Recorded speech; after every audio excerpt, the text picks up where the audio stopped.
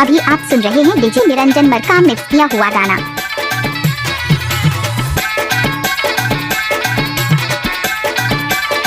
DJ Niranjan Markam.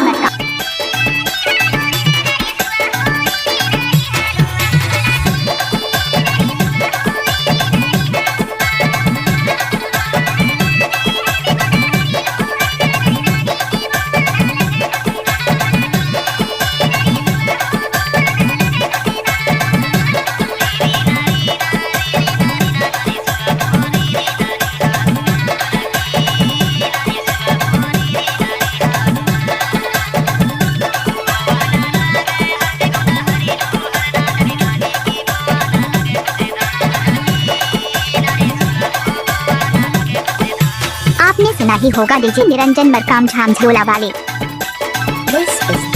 Niranjan Markam.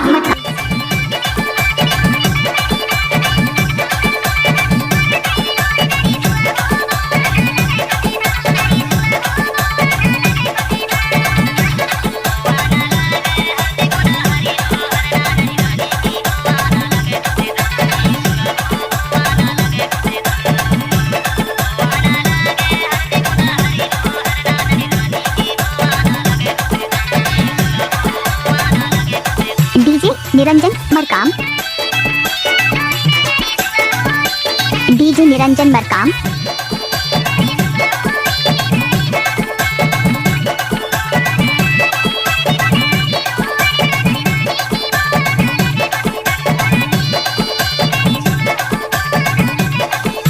आपने सुना ही होगा डीजे निरंजन मरकाम मामा टोला वाले।